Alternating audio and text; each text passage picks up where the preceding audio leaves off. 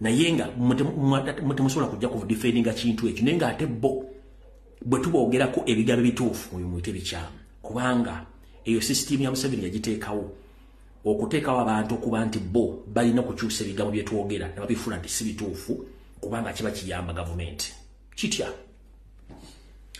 bokyanga zijja ku social media kuno mzizebwanga security alerts nentuka ekiserenga banno kandike bafe kubanga sina kyenfiwamu naye kitalo nnyo zisaagala muntu afa kubanga sirina buyinza eri bulamu bwa muntu kikisokera ddala era sirina buyinza butta kuba zino engalo zange setaga musaayi naye yoyo seri kisi kizibu kye neggo bwe nkugamba nti kino kigenda kubeerawo oba kino kigenda kubeera bwe kiti weegendeze weebereremu oli najja nga yambadde enkofiira nuupu oba nga yeeyita wankyuka kyukatagabya alumbye byegamba bikyamu naye ye mubuuze bw'okyangabira mu struggle kikigambo kye yali ayogedde nga kiyamba struggle oba nga kitaasa bannayuganda ne banne abali mu struggle nga tekiriiwo weebuuzanga nnyo omuntu lwaki adiscrediting information efulumye ng'ekuba Museveni directly wano bannayuganda bonna kiri ku record kabere bannabyabufuzi abadde mu gavumenti ya Museveni abadde mu Yobote abadde mu Yamin teriyo omuntu yajja n'adisclosing information as to why abantu badde battibwa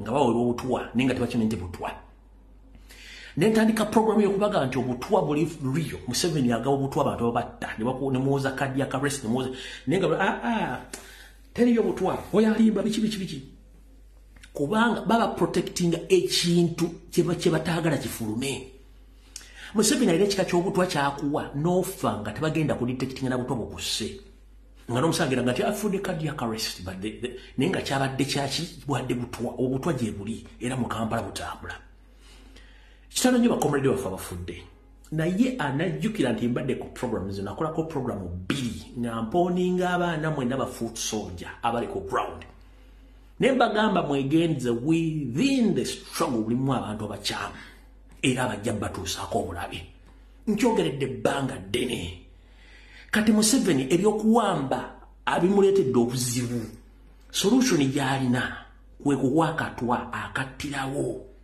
nenga akawaani ayina kawa gwe gwalaba kubanga bamala kukolako profile onto yegundi omutima gwe mugumu babakolako oyo yegundi okusinzira ku status ye si mwangu wakukyusa mu ndowooza ye si mwangu wakuzza ku sayidi eno kubanga jjukira ne mu struggle mwennyini mulimu abakolamu obubinja nga balina obubinja ffe jjukira twajja mu byobufuzi bino nga tuli ku state ya revolution social politics mbadde mu politics almost for 28 years namukoowa najja mu politics ono aliwo nga wa revolution so politics ekyangu ya politics oyo ow'amasuuti owabiki kubanga mubeeramu ebintu by'okubuzaabuza n'okwefuula abantu kye batali ng'oli yeefula ti mukulembeze naye ng'alina ekigendero ekiki kyekyangu mu politics oyo naye nembaga abandayi mwegendeze bakomrede abamu si batuufu bagenda bba obutwa mwegendereze obutwa bungi nnyo nabaga abafuuti soja bali ku ground mwegendereze bagenda tandika obbawo obutwa nembaga mwesonyiwe interview mwesonyiwe ebirabo mwesonyiwe zipate mwesonyiwe gye mugenda okulira n'okunywera mwesonyiwe kanagamba naye ekinnuma kwe kuba nti abaana bafa mu nfa etannategerekeka naye nga bwe nzija nembaga lumbuyaga propaganda muganda wange genda kugolola Moses osome ekigambo kye bayita propaganda okinyonyoke bulungi nnyo genda kugolola Moses obuuze kye bayita silent genocide okinyonyoke bulungi nnyo bona omala okinyonyoka buli information gyenfulumya ojja gitwala nti yakuvunaanyizibwa era ojja giwa amakulu balekera bakomrede abali mu struggle babuzaabuza kubanga bo bamanyi lwaki bagezaako okusiimula info lwaki nze bwe noba Museveni ate yeeyita wenkyukakyuka ate yalwana okujjayo information ekuba Museveni nkubuuza lwaki bwe nzija nekuba Museveni ku bikolwa byakola ebyokuwa abantu obutwa n'okuwamba abantu ate yeeyita wa struggle yennyini yajja n'akuba byenjogera gwe tokira nti waliwo akabuuza kale njala bagamba buli comrade yena ali mu nkyukakyuka oba oli mu diaspora oba oli waka please be very careful Museveni okuwamba akukendeezezza kati agaba katwa in any possible way asobola okuwa akatwa ng'akozesa omuntu gw'otamanyi oba gw'omanyi abaana bafa mu nfe tategerekka naye ng'ekibata kiri within ekyo mbadde nzija nkibagamba mwegendereze nnyo bakuyise ku pate bakuyise ku birthday bakuwadde ebimuli mugenze mu muziki simebiki that is total nonsense mwebereremu twagala enkyukakyuka naye nga muli balamu tetwagala muntu yenna kufa embuli etefa yonna information egyempa wano bw'ogizalawa gw'onoomanya kubanga eno information tebasobola gyogera ku TV tewala yasobola gikugamba era tolina osobola gijja okujjako wano wokka akalowoozo kalero kawedde kati katufubutuke video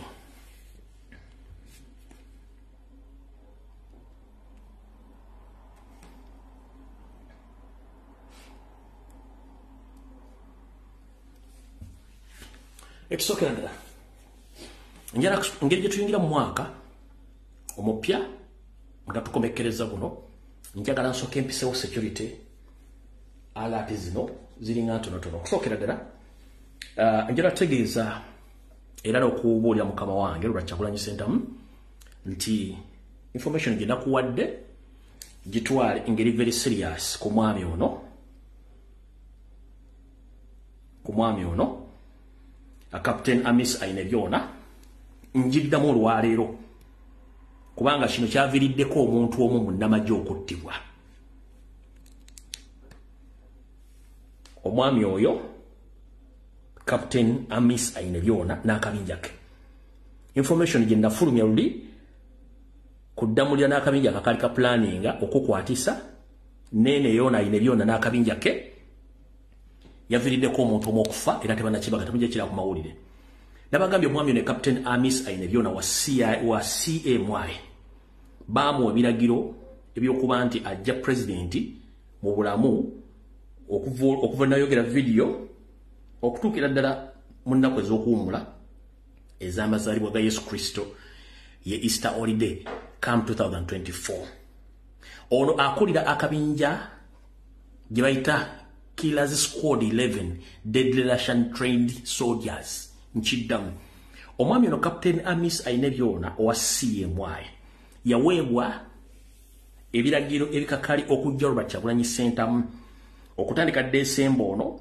mpaka nga okutukira dda amazaalibwa ga Easter w'omwaka ogujja ono akulira akabinja ke bayita Killers Squad 11 Deadly Russian Trained Soldiers enamba enagibawa era mugina ku mitimbagano sigenda giddamu alina akabinja akatambula nako kakola nako k'abantu 15 ne balirizinga ko 11 kuliko afande Muzeire kuliko afande ne Wamanya kuliko Mwai kuliko ne Tumusiime nafulumya enamba zaabwe n'amanya gaabwe nekitabula ebitongole by'okwina information gyeva kino kyaviiriddeko omu omusajja ono okuba nti yakwatiddwa n'akubwa bubi nnyo lwadde bo baagaye nti yafudde mufi ono yabadde akoye PDF Engineering Department boss Major General Asimwe gwe baagaye nti yafudde ono baakutte mukwate ne bakuba ne batta nga balowooza nti yaleakinga information oyo kati mwabaddeeyo ne mutandika okwogera ebigambo bimutamanyi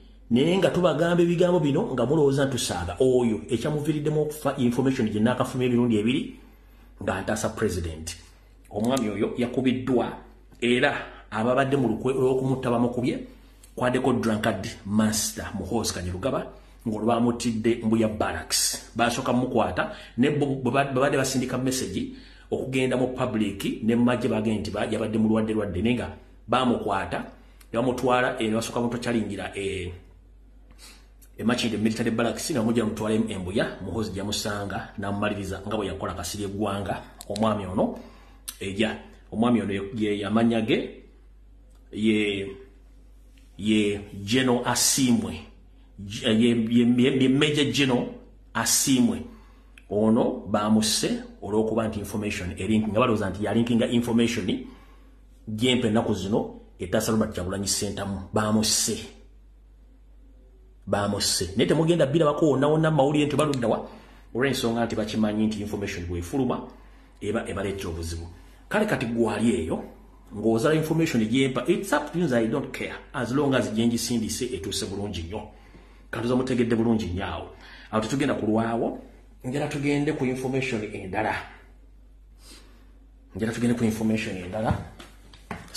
speed kuba information na nyingi.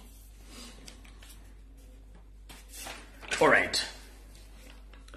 abasinga obungi nina ekintu kyabasomeseza wiiki eno gitukuba mabega ne mbagamba omugenzi Padde Sserunjogi engeri gye yafuddemu nababulidde details buli kimu naye mulina kye mutamanyi kye njagala musooke mwetegereze. Waliwo kye tuyita okuteekateeka abantu ng'ekintu kigenda okugwawo. Museveni kino akikola nnyo abateekateeka n'embeera used oba ne mbanga mmanyidde ekintu ekigenda mu maaso. Okusookera ddala kansooke mbategeeze then ndyoke nziyina information eri. Buli muntu ayina essimu y'obuyonjo si bwe kiri era buli muntu awulira information alaba ku TV ne mupapula z'amawulire. Njagala ombuulireyo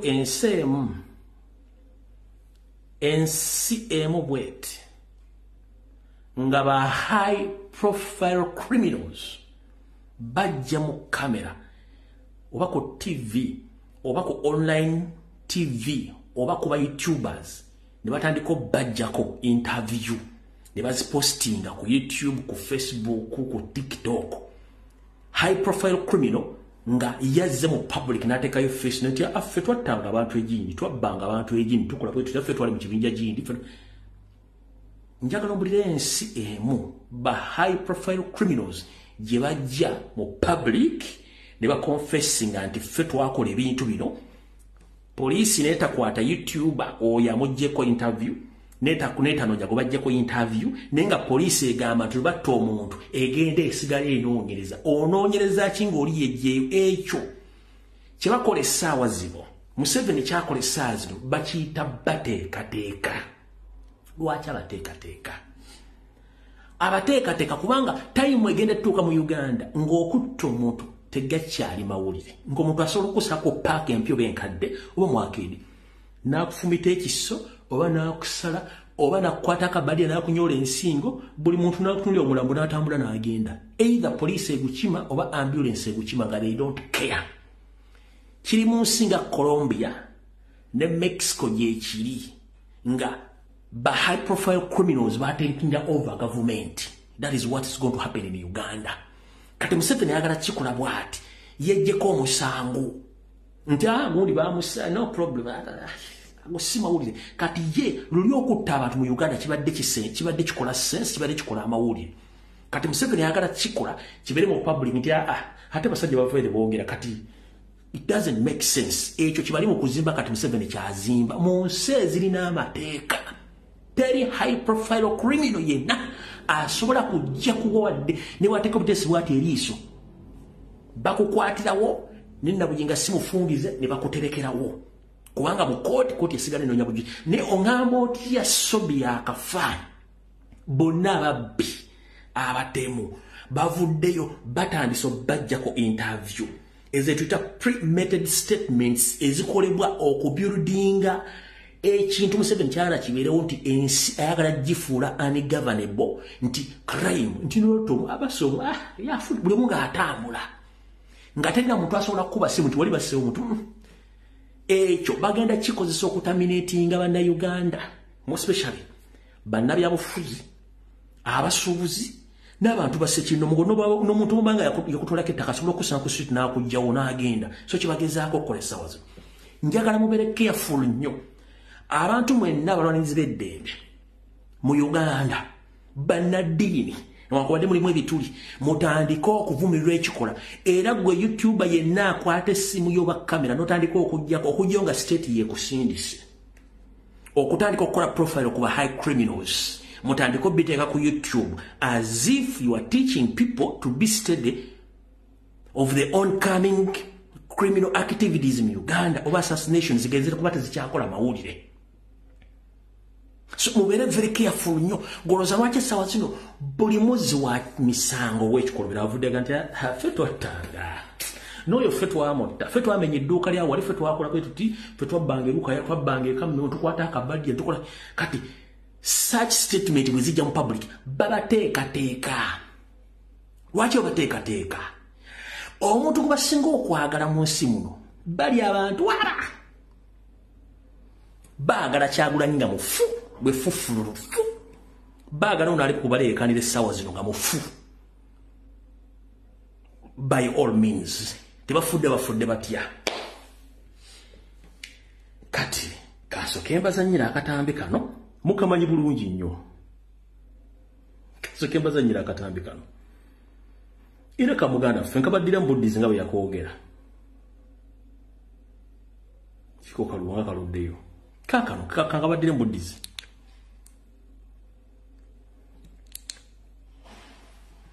This is Pade Serunjoji, popularly known as Sobi and known for leading criminal gangs that wreaked havoc in Kampala and its neighboring districts. Abantu tubatuga.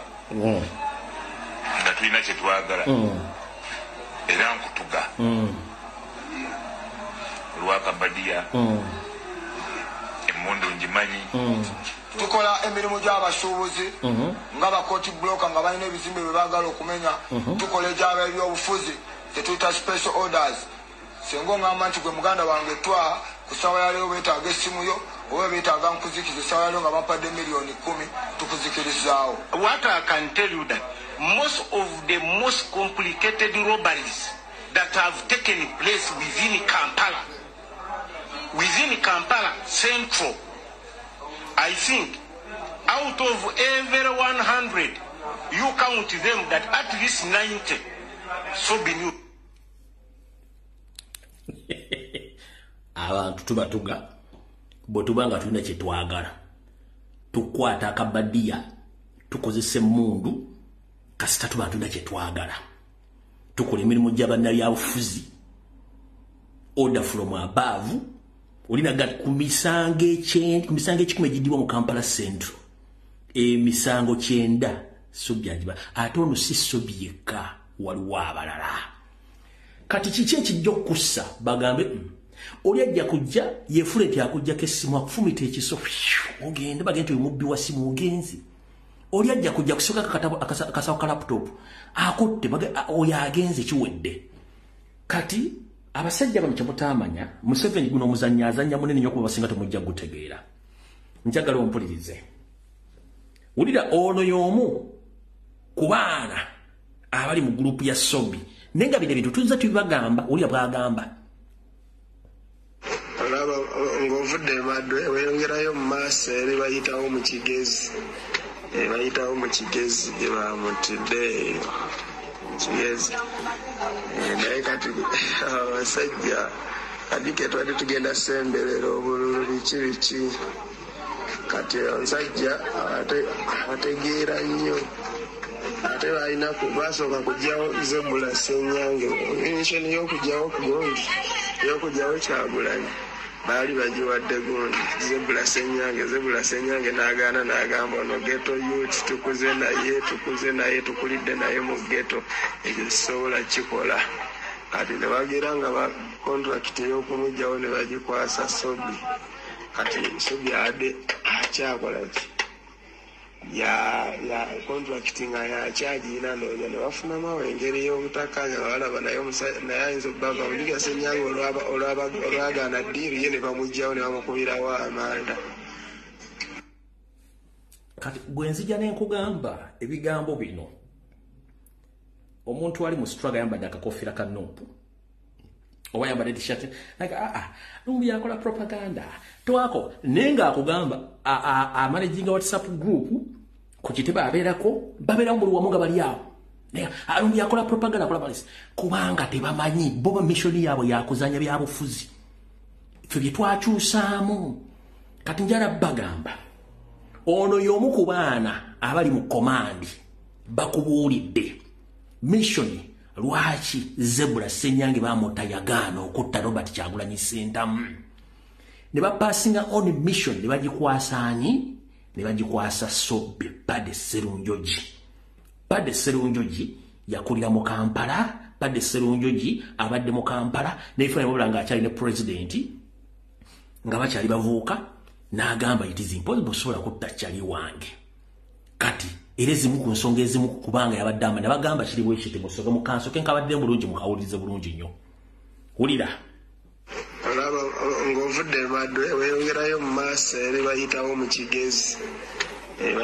kigezi gye bamutidde kigezi naye kati abasajja kadike twali tugenda semberera obululu biki kati onsajja ategeera nnyo ate balina basooka kugyawo Zebula Ssenyange initioni y'okugyawo ku gundi y'okugyawo Kyagulanyi baali bagiwadde gundi Zebula Ssenyange n'agaana n'agamba ono ghetto youth tukuze naye tukulidde naye mu ghetto ekyo sisobola kikola kati ne bagera nga ba contract ey'okumugyawo ne bagikwasa Sobi kati Sobi ade akyakola ki ya contract nga yakyagirina noonya ne bafunamu engeri y'obutakkaanya balaba naye ayinza obbava Mudiga Ssenyange olwagaana ddiiru ye ne bamugyawo ne bamukubirawo amanda. Kale tusimbudde butyo mwenna mbalamusizza kavudde kwanjula kati katandise mbabulidde ekigendererwa lwaki ba high profile criminals babawadde media play mu getting used ku criminal activities ezigenda maaso mu Kampala. Time or reach nga killing or assassinating anyone any Uganda doesn't make news anywhere in Uganda nga bwe kiri e Colombia.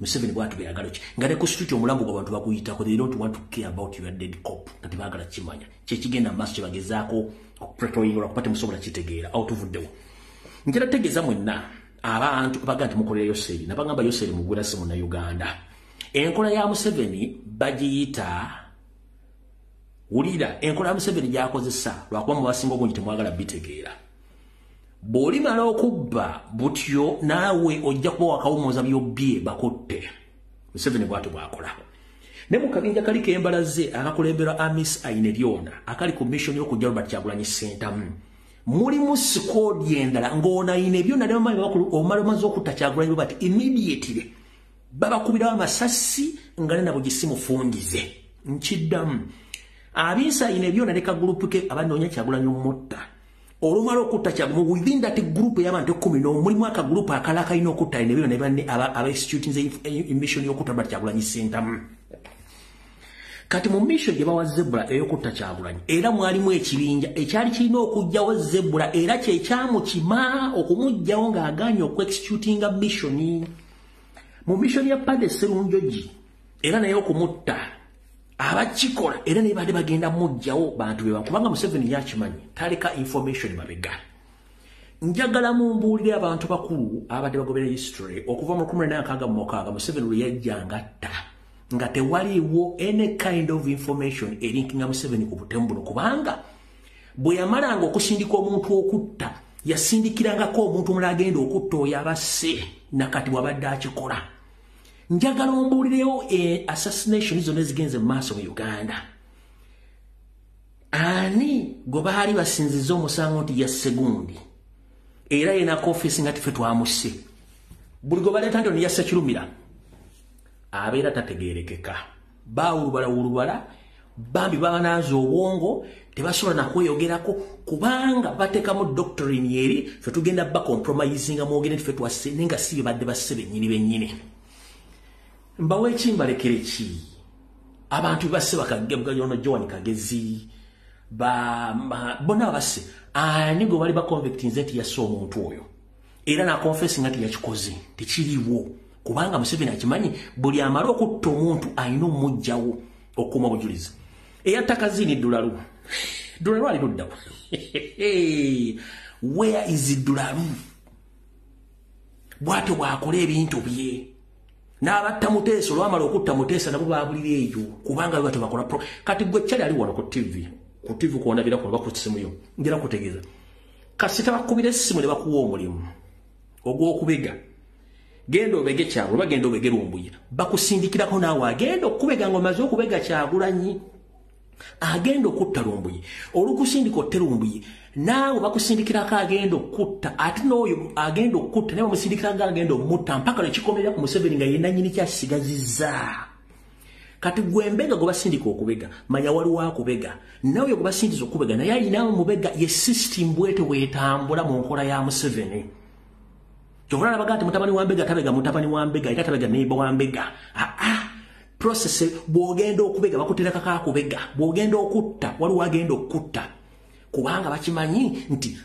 the meeting end alina okubeera ku receive end yeyo seeri information ng'esigadde ku ye nga teri agenda kugiringenga until we came ne to exposing a system. Kati bw'owulirayo bebeeta comrade ng'ajja kusha lubi akola abantu ne bafa nina atanyiga comrade bali mu kufa omutwa. Nobody is talking about it. Naganya okukola post do take into leap oba leap my sister kubanga nzize mbagamba ebintu bino nzize nga nsirika so mwegendereze nnyo obuzibu buli ku ngalabi na butategeera kye muliko.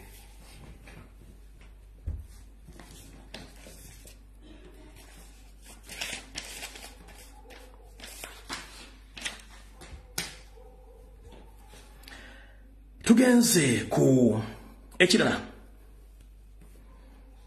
buno bakanja arabugende mwenna bana Uganda, the indigenous Ugandans, whenever you are, please listen to me very carefully. Museveni and his family all are not Ugandans, all are refugees and foreigners. That's why they are mismanaging our country and our natural resources, including funds. So sometimes Museveni comes on media and says that he's talking to his grandkids. But if you are not among the people who were invited during the Christmas holiday, and if you don't see yourself in this photo, take yourself to be the most corrupt, stupid, idiotic human being has ever existed in Uganda. Museveni knows his grandkids. Museveni knows his kids, not you. Mwakozesanga condom. So, gwe yeyita muzukulu wa Museveni, musimendi oli kapiira kagali mpita abakoyambisa mu byakwegadanga talina kyakwagaza. Bw'oba tewadde mu kifaananyi kino, toddamu n'osindika ebinyo buli muzukulu wa Museveni nga tewaddemu ekyo ekifaananyi. Tunuulira bano bonna kuno kuliko jjajjaawo. Okuliko jjajjaawo. Kuno omuntu yabuzeeko ndezadde anywedde nnyo. Yabuzeeko Didigi yabuzeeko. Kati kama basomere. Didigi yabuzeeko. Ono Karugire. Ono muwala Museveni. Ono Museveni. Ono Janet. Ono omusezi lwabwogo ne mukazi we. Bana basigadde bebazzukulu ba Museveni. Kati gwe oli luddawa. Oli luddawa. Bakozesanga gagali mpita wa kutuukiriza mirimu gyono kubanga yalina missioni. Kozesa bano oyisewo kyoyagala. Mu kifaananyi kino banga toliimu. Weetwale nti oli musiru, oli nkodomali kubanga tomanyi kikyoli. Jjajja wali kyanda mukaaka. Jjajja wali Mityana, jjajja wali Mubende, jjajja wali Kotido, jjajja wali Fort Portal n'ebijja byazika tosobola kugendayo.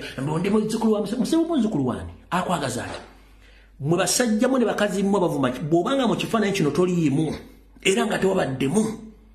Weetwala okuba nti gwomu ku basiro basinga mu nsi yonna era abagwagwa abatoletoole kubanga mu kino ekifaananyi mwe muli abantu ba Museveni abatuufu. Si gwe mbulira wano wabaddeko ani. Gwe mbulira mu kifumu wabaddeko ani. Kuliko n'abavuma Kyagulanyi mulimu abavuma Kyagulanyi muno.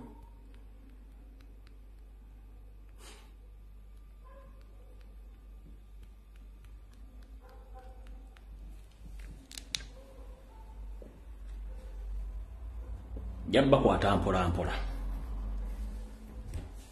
Tuvudde waawo. Njolo kubaza ba comrade abakyali mu struggle era nga muli mu struggle y'okubanja bannaffe nenga 8 January tugezeeko gipushinga. Ensonga enkulu eri bweti. Bannaddiini mwabategedde bulungi nnyo. Naye njalo kubaza abasumba bako abagambye nti baluwa tazifune kyabadde kikeerezi naye omwami omu eyeeta Pastor Serwadda akatambi mwakalabye ng'ayogera njagala mbawe version yange ya Serwadda bw'ati bwe yayogedde.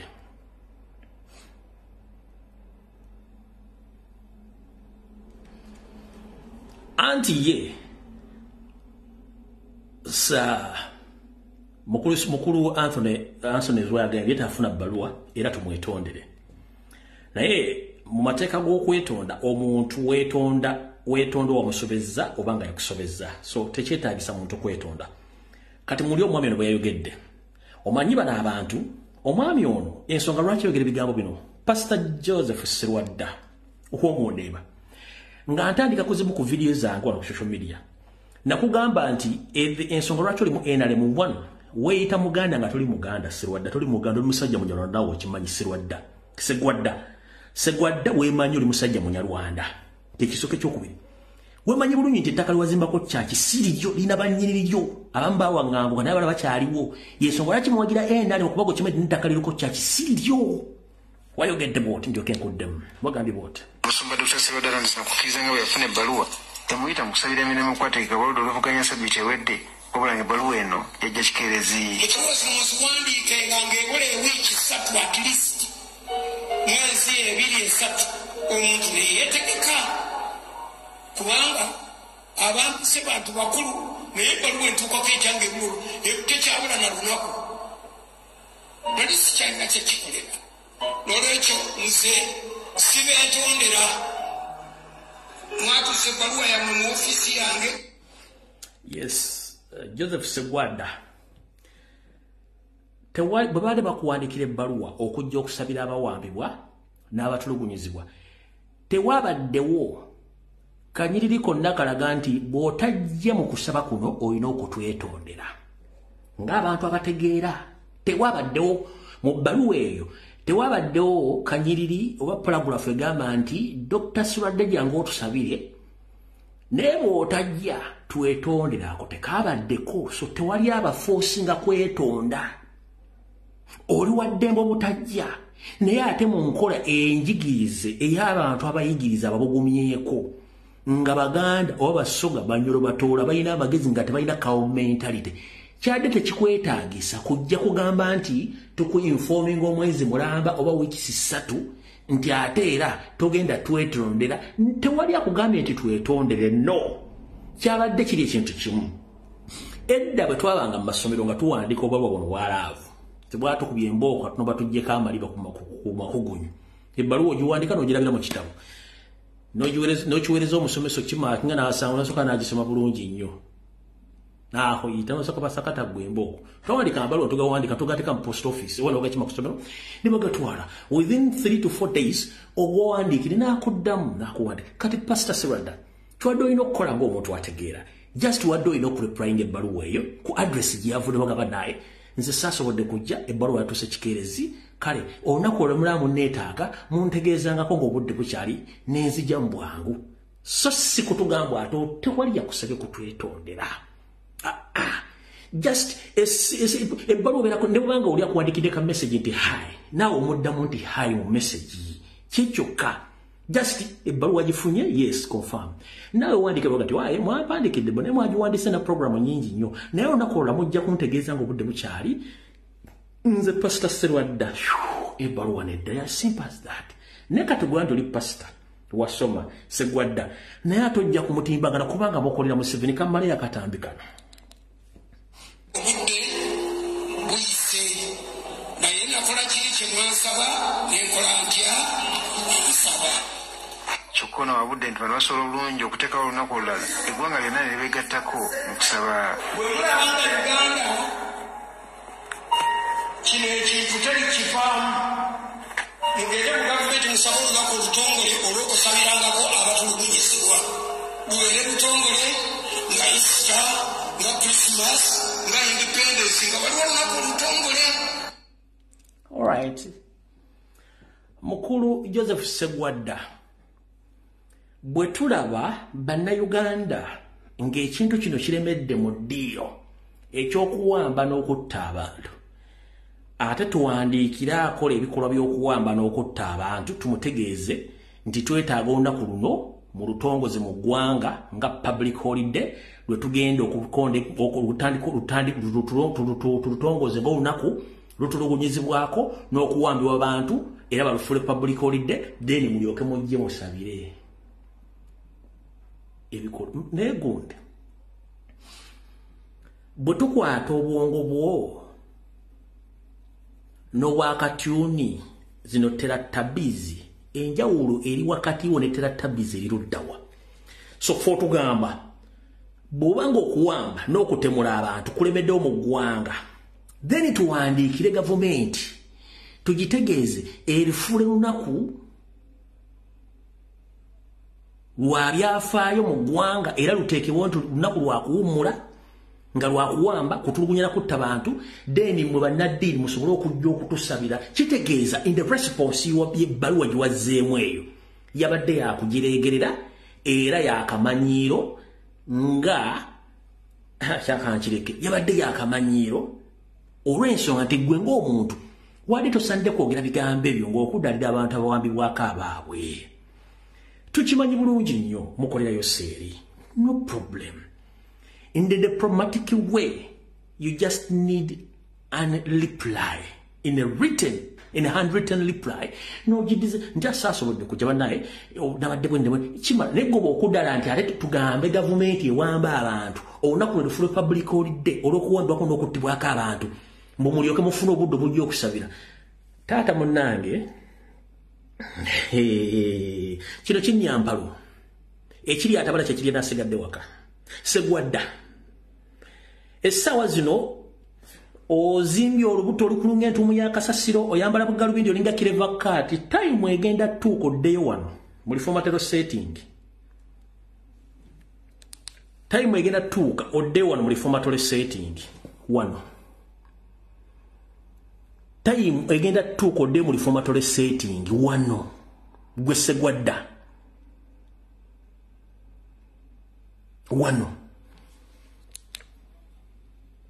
katula okuba nti okoze mu kasente visa tozisaba oteekawo emisa n'osolooza takisi zo ne zijja n'ofunamu ssente olwaddemba okudaalira abantu abo naye tayimu egenda tuuka ojja kudde mu reformatory setting nga bannannyini ettaka wootudde otadde kyaki balyagala kubanga ettaka si liryo gwe kikwambaza bugalubindi buno okubuzaabuza abantu endabika yo weefudde kireva kaati kumba oli muyaayu mukama wange kati gweyagala tugamba naffe tukuŋŋaanye abafere bonna mu kkanisa nabo bawandiikire gavumenti bafune olunaku lw'ekwakalakaasa engeri gye mbaferamu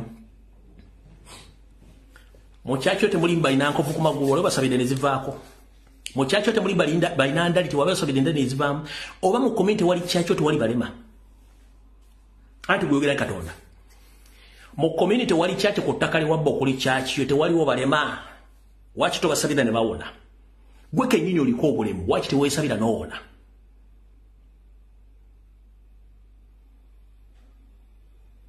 nkubuuza lwaki teweesabira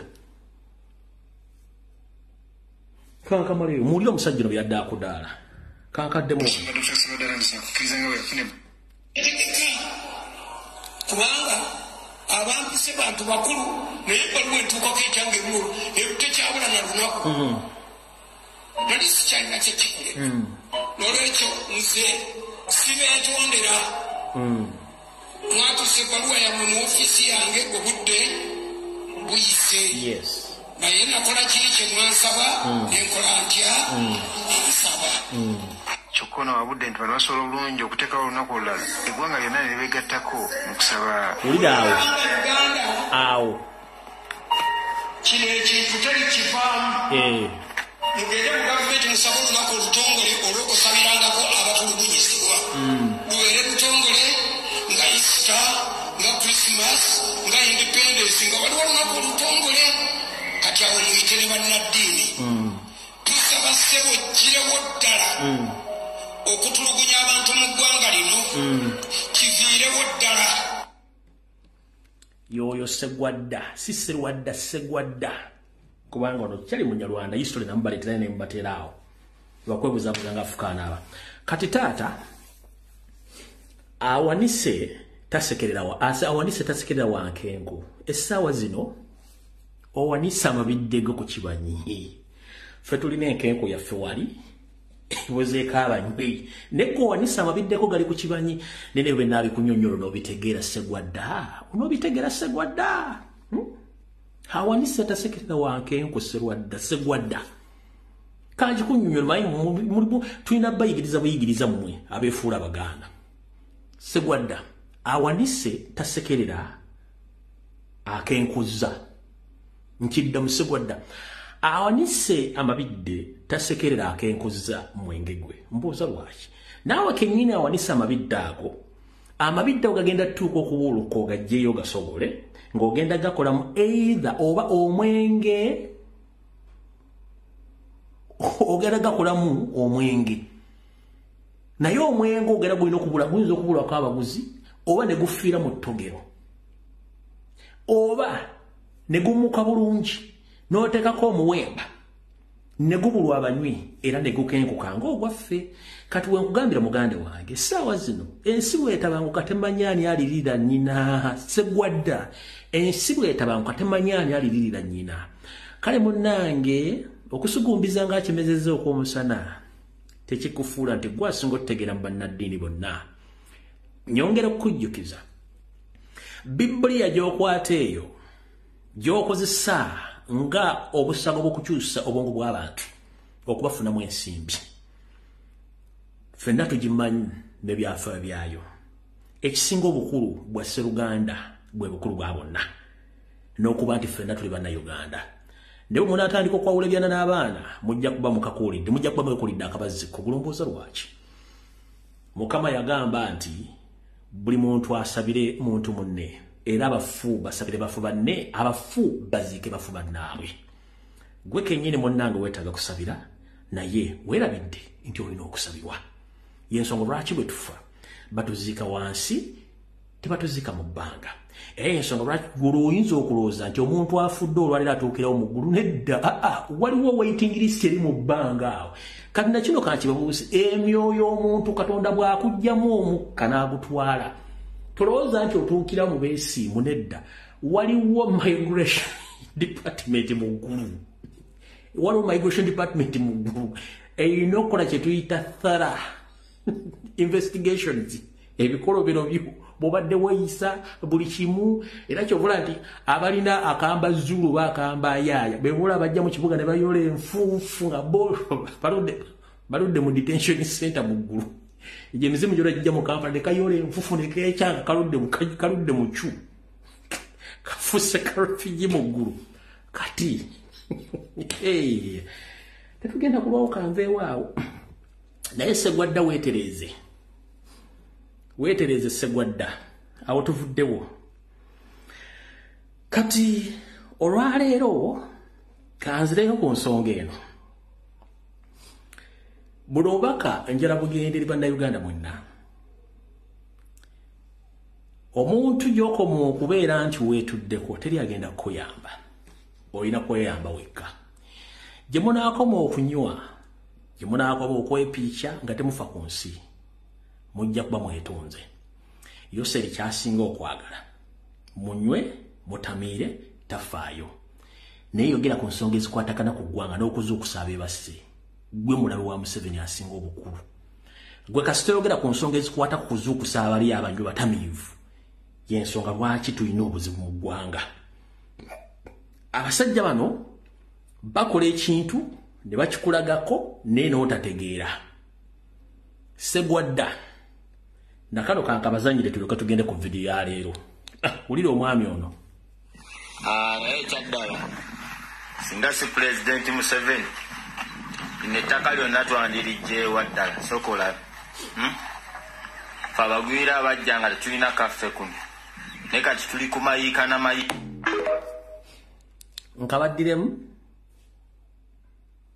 nkabaddiremu naye kyaddala singa si Pulezidenti Museveni nettaka lyonna twandirijjeewa ddala sokola fe abagwira abajja nga tetulina kaffe kuno naye kati tuli ku mayiika n'amayiika alright bandibadde bajjawo ettaka bannayuganda bannange manyi olumanyi mmanyire okukwasa mu mbwa mu mannyo nga tomanyi naye ntegezeddwako nti mu kitundu kye bayita Kayabwe waliwo ne balaga ka vidiyo abanyarwanda bakungaanira okusaasaana ntegezeddwako mu kitundu ekyo ekyekayabwe n'ebitundu ebisigaddewo bali mu kutta bannansi naddala abasajja n'abakazi abaganda babatuga ne babasuula ku makubo ne babasibako obwayi era ekitta abantu ekiri bakiyita kyayi oba kaayi bakutta ne bakusibako akaayi oba ekyayi okumakinga nti gwogenze enenzita y'abasajja bennyini yabatta banna Uganda naye buli omu asirise nenga batta Baganda ekiri mu Northern Uganda apa Amul n'ebirala kigenda maaso tewali akyogerako. Essawa zino Museveni ataddewo okutiisatiisa abantu mu Northern Uganda era njagala baga nti abaana basinga obungi abali mu myaka emito badduse bayingidde South Sudan abalala beekwese naye nga abantu betuyita ba senior elder people abasinga obungi battiddwa kubanga bakimanyi nti balina okusooka okutta abantu abalina okwenkalinga abavubuka okulwana kyekimu kigenda maaso mu Buganda. Museveni akuttamu omukulu mu famire ebisigadde n'abikola nga yagadde. Kati nsaba muntu alina obubaka buno butuuke. Waliwo omumigo nabalaze omukulu ayogerera prison omwami ono bamuyita Frank Abayine. Frank Abayine ono musajja munyarwanda era alinga mukama we oli Simon Byabashaija. Omusajja ono y'omu kubeesomye okusaanyaawo embuga ya Buganda enkulu ebukeerere abalangira gye basibuka. Era ng'omwami ono akolaga ne poliisi ne bakifeesi okusaanyawo embuga eno. Njala okukubira omulango kutakungula abalangira n'abambejja n'Abaganda mwenda buli mugyali akamanyiro kasusse musituke mugende ku mbuga eno okutaasa ensibuko y'Obwakabaka bwa Buganda. Frank Abayine mumumanyi bulungi nnyo ne waasula mumanyiiwo niranka zaaliko muzimanyi. Nsaba abantu abali mu Amerika, abantu abali mu Europe, mutandika okuprofiling omuntu ono. Abasajja Baganda abali e Kampala, abasajja munywa nabo bbiya, emmotoka zaabwe muzimanyi. Mengo kyenjagala soko bagamba emmengo teri muntu ategeere mengo okuva ku Katikkiro aliyo okutuuka kwayira bonna baafa babaluga kubanga Mayiga tasobola bukyanga njogera embuga za Buganda zisaanyizibwa. Mayiga yali yagenze ku mbuga yonna tagendangayo nene embuga yennyini Buganda Land Board kennyini eginawo omukono ogw'ogitunda okugisaanya kuba baagala nti singa kabaka ono afa omulangira ddako yenna asikidde Namulondo tagenda kufuna maanyi ga Bwakabaka ng'Obuganda tebukyalina nsibuko. Ngenda kusaba ino omulangira gy'oli please musituke mugende mugumbe ku mbuga ebukeerere gye musibuka. Abaganda mwenna mugende mutaase embuga ono mumanyi lwaki omunyarwanda afutubbala ku Buganda mugenda sigazaawo ki. Abaganda mugenda kuyitibwa Baganda abaali Abaganda mu Buganda nga temukyaliwo. Ssaabasajja Kabaka baamuwamba okusinziira ku bujulizi bw'engendo bbawa kuba yalemesa Museveni okukola ddiiru ze. Mayiga bamuwa mission yakumalawo Buganda yensonga lwaki buli kimu bakikola. Frank Abayine ne balooya bammwe ne bakifeesi bamutadde ku ttaka eryo kimanye nti wookolera ensobi n'osaanyawo embuga eyo ne baluga nti bagitutte. Ogenda kuteekebwa ku lukalala lw'abantu abalonyisizza Buganda kubanga ennyumba yo eri kinnyana mpindi okuva ku mbuga eyo oyagala twala ettaka eryo. Obenga gwe ozimba ekikomera kyo weekolere beach kubanga ennyumba eri babega w'ekiggwa ekyo ate n'abakuguza bwa Buganda Land Board. Kale Frank Abayine nkutegeeza nga nina bugisimufungize weesonyiwa ettaka eryo kubanga oli musajja munyarwanda awooli wadde wagulawo mu bukyamu. Wassanya Kalo Charles Peter Mayiga abalangira ab'empewo booleeta abalangira ab'empewo n'abambejja ab'empewo abaagala okusaanya Obuganda bakikola mu bukyamu. Njagala mumpuliriza akatambi kano ono Museveni then ndyoke tugende katambi akalala mulyoke mutegeereze abasajja bano balina mission enneekusifu nga temmanyi. Wulira. When I met Mutebi in London 1981 and I was telling him that he was telling me about their issues, I said no, we can support you if the cultural institutions will add value to our journey of the other two missions. Unity for prosperity, unity for strategic security. So if your kingdoms can help that, then we shall support them. If they oppose it, we shall fight them. Fight them.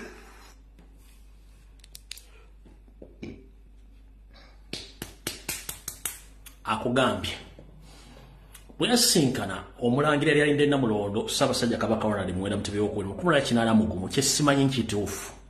I don't think so. No. Okwo kulimba okuliko n'olubuto ate nga lulimu obwana buyitirivu. Okwo kulimba okuli olubuto tosinkana nko Ssaabasajja mu 81 e Bungereza. No. Okwo kulimba. wabula ogambye nti mmwe wayogera ne Kabaka Mutebi n'omugamba nti alina okusupportinga mission zammwe bbiri z'otasobola kwogera ne ideology yammwe. If he doesn't, you will fight him. Kati omuganda ali eyo. He will fight him using agenda mulwanyisa nga akozesa ani enkwezengezi zaateekawo ezimukolera emirimu gye. Yensonga lwaki bano bafranka abayina abanyarwanda bajja ne batwala ne basaanyawo embuga za Buganda nga bakozesa poliisi n'amagye. Kankaddemu kategere bulungi nnyo. Ulira. When I met Mutebi in London, 1981, and I was telling him that he was telling me about their issues, I said, no, we can support you if the cultural institutions will add value to our journey of the other two missions. Unity for prosperity, unity for strategic security.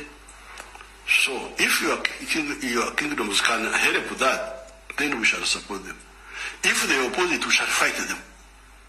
Fight them. So, ogambye unity for prosperity, naye which kind of unity okwegattira wamu kwokola abasajja bali mu Northern Uganda nga mwakava mu nsiko bateekamu ne weteramu kkoni n'obasalako amatu n'obasalako eminywa n'obasalako amabeere n'obasalako buli maawa. Is that unity? Nkubuuza Museveni kankaddemu wano wetugenda okuva katugenda kwabika ne vidiyo eno. When I met Mutebi in London 1981, and I was telling him that he was telling me about their issues, I said, no, we can support you if the cultural institutions will add value to our journey of the other two missions. Unity for prosperity, unity for strategic security. So if your kingdoms can help that, then we shall support them. If they oppose it, we shall fight them. Fight them. Right. Okuva mu 1986 watandikirawo wakimanya nti you have to fight the Northerners because they have been in the previous governments. There will be a problem to you. No bateekamu kkoni ye kennyini nga gwe kkoni notta abakazi n'abasajja bamalawo.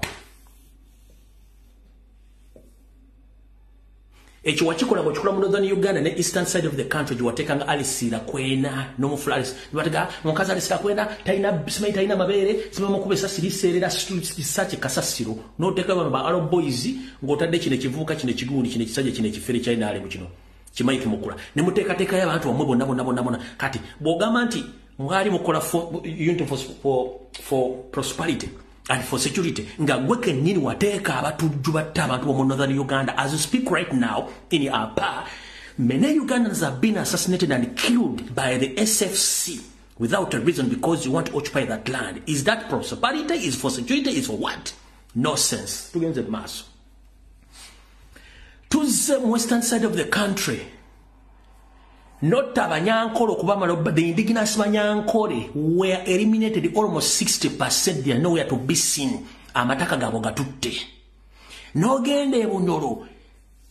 70% of the indigenous Banyoro all have been eliminated, cleansed out of place Tebaliwo. You replace them with Banyarwanda. Is that prosperity or is that security? No genda Bwakabaka bwa Rwenzururu. This is what you did there.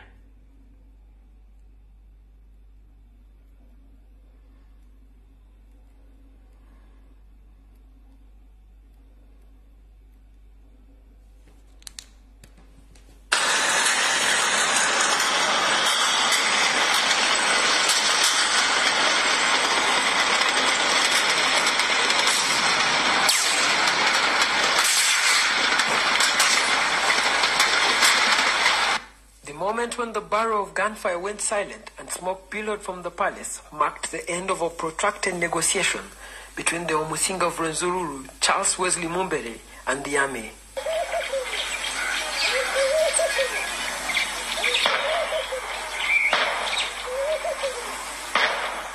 Gunshots had earlier on rang out at the palace when royal guards confronted the army in a siege that lasted about 2 hours.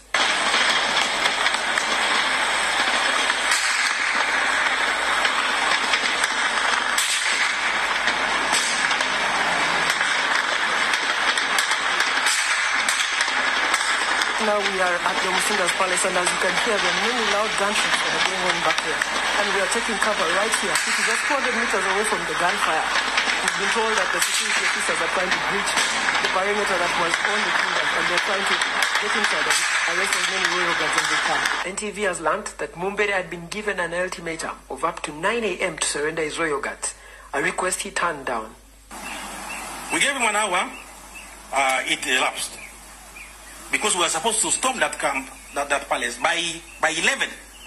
So we again, the president again called, gave him 2 more hours. But please, sort this out. Now that one, we sent everybody here, his people he wanted, to talk to him, that let these people surrender. But we realized that, I think he was under siege by his own people. These people, he called these guards and so forth. So we had no option after that. We had to storm the palace and get these terrorists. And that is what we did. At least 4 politicians visited the seat of the kingdom and later returned saying there was a problem of communication between government and the Obusinga. NTV has ascertained that 46 people were killed in the attack and 139 arrested. 2 soldiers were also injured in this attack. Raymond Mujuni.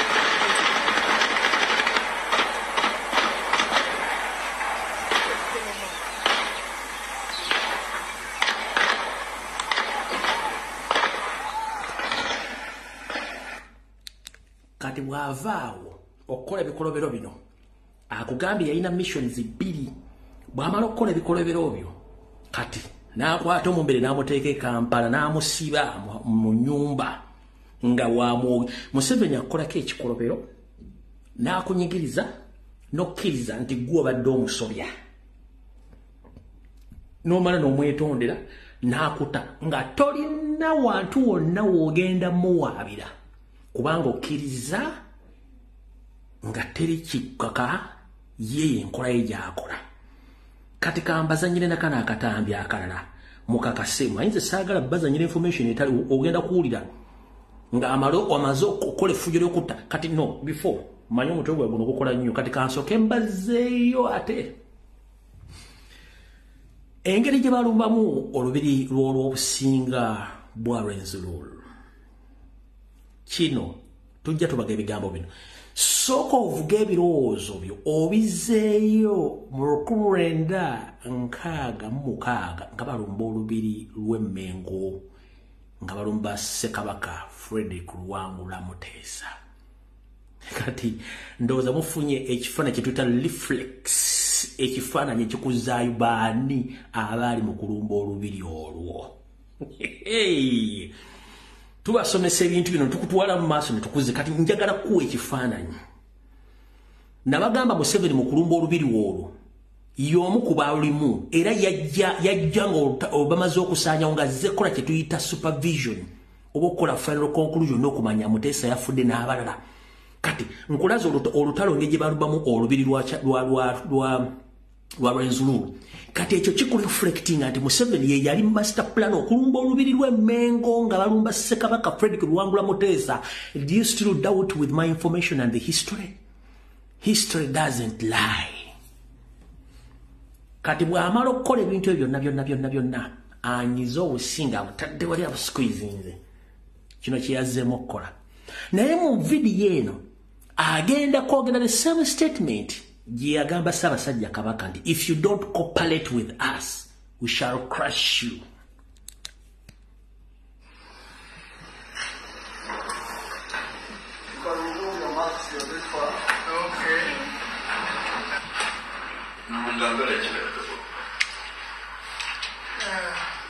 Next to him is Honorable Luwase.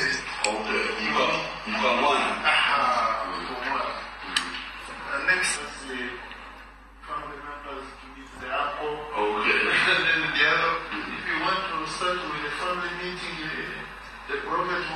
of us? Yes, so from the side of the kingdom, which is the administrative part of the state again, and as a kingdom we say, it can never happen again, so it can never come. The only way forward is to sensitize our people through the kingdom, so that they use the PDM money to go into piggery, to go into poultry, so that for them also they can become productive and they produce for the market other than being commission agents on matoke which comes from Nyaruguru, Bushenya, and cows which come from cows and so on.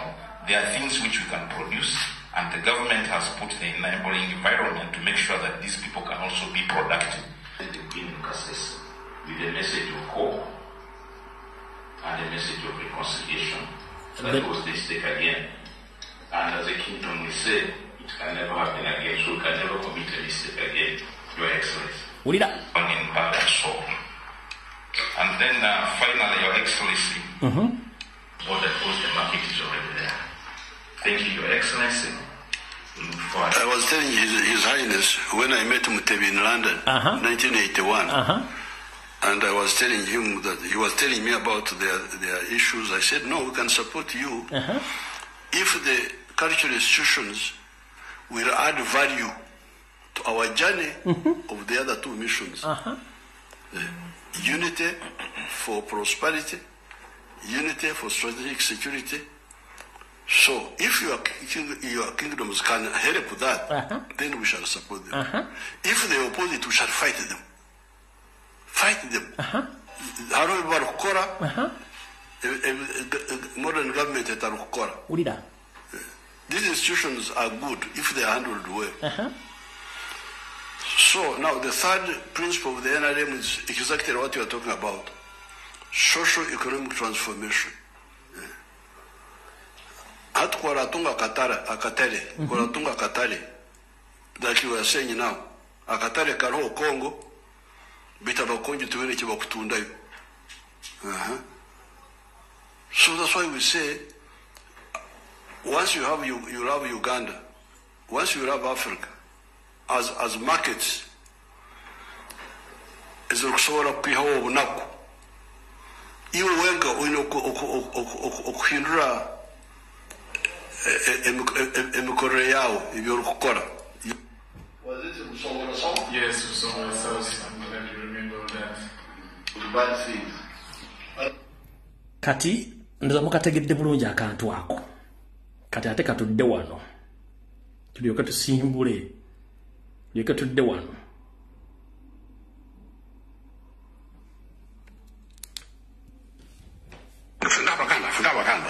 We shall crush those enemies as we have done in the past. You preach your nonsense, we shall answer you by what?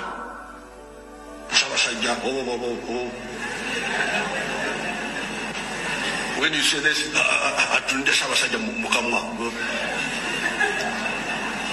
but politics is about to turn on Mukamwa.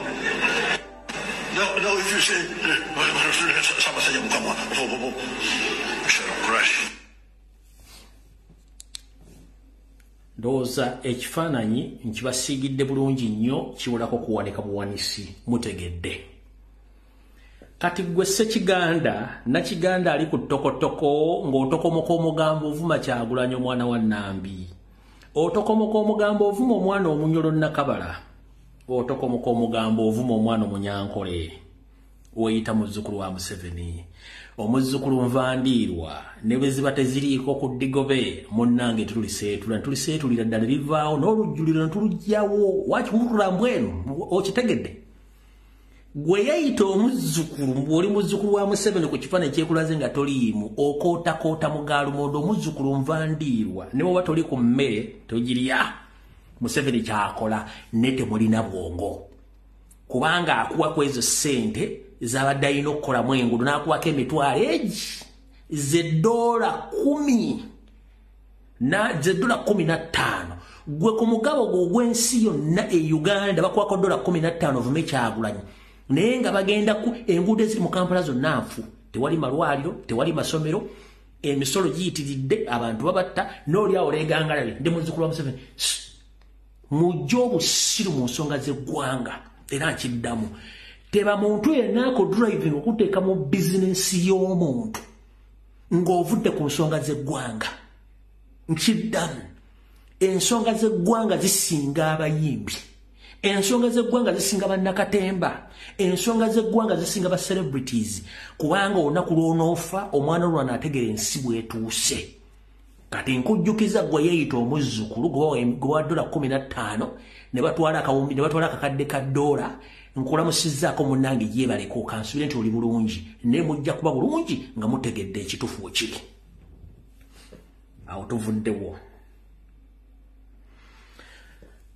kati ngenda kubasomera amannya ag'abaana be bafulumya otwala e Thailand oba enniyanima tukyakubira omulanga abantu mwena basobola okuba nti simanyi mwatuka okuwandiika ku Twitter oba ku embassy za Thailand okumma abaana baffe visa ngenda basomera abaana aba trafficking abatwalibwayo bwemba mulimu ow'omuganda wo okimanye nti gyali naye kasekembwako update ka video kano musoke mutegeere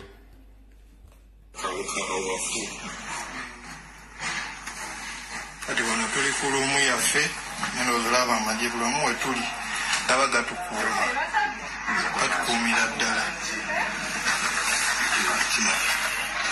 tubonaabona zamutegedde kati gano gamu ku mannya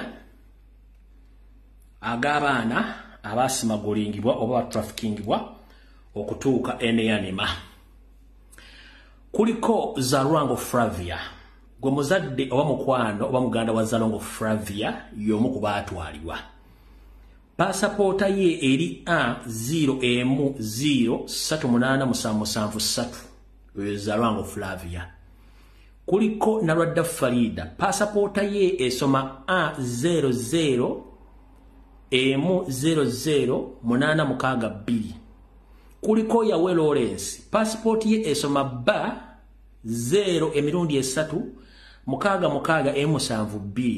kuliko Kigundu Abdu Nasif passport ye esoma A0M0058580 kuliko Sebyala Alex passport ye esoma A0069478 kuliko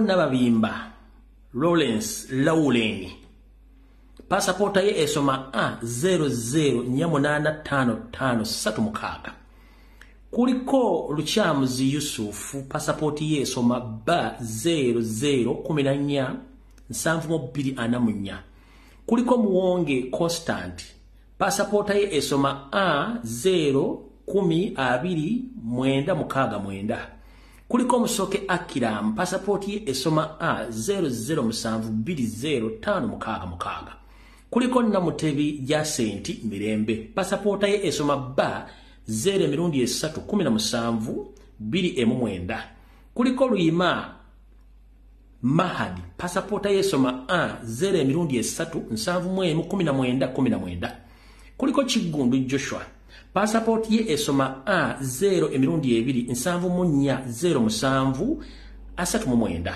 kuliko Kalanzi Andrew Mitchell passport ye esoma B0M599307 kuliko Mwesezi Gideon passport ye esoma A0257053M kuliko Lubega Alex passport ye esoma A0M0056997 kuliko Kimuli Brenda passport yo esoma B0012798 kuliko Kauma Evelyn Eddie passport esoma B001309335 kuliko Samuju Brian passport ye esoma A0M03224 kuliko Kamya Elia passport esoma B03286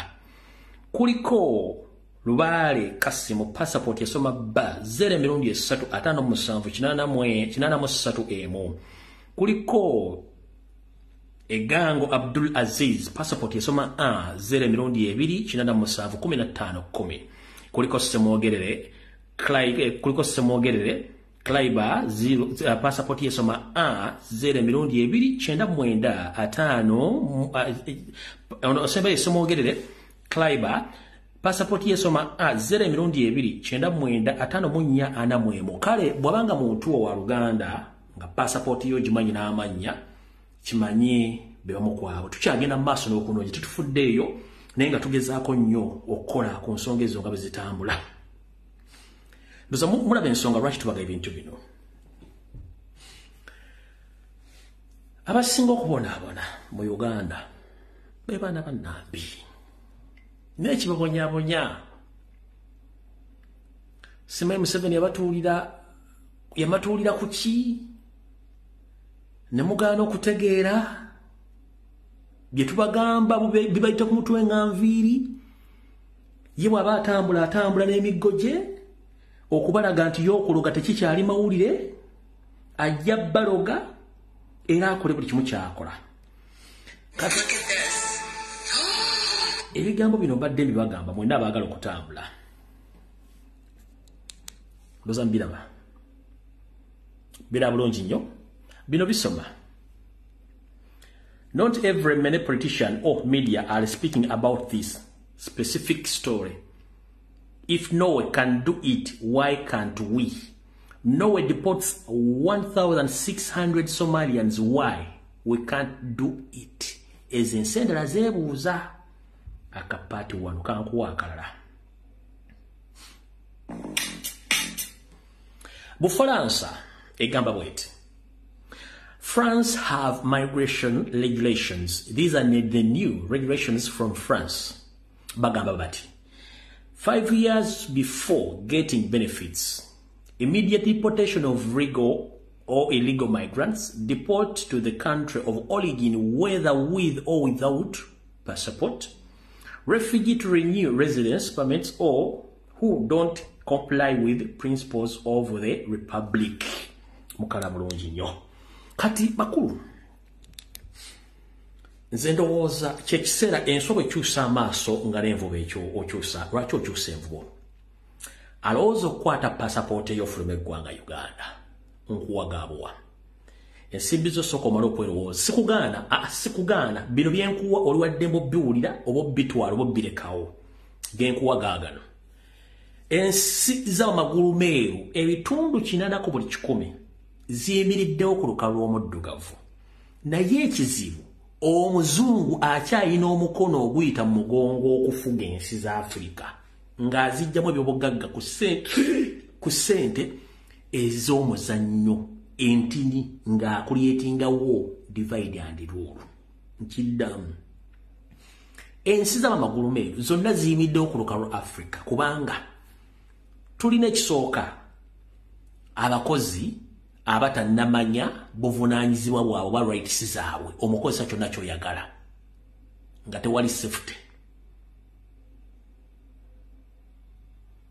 kituyita human resource. Africa erina mineral resources. Africa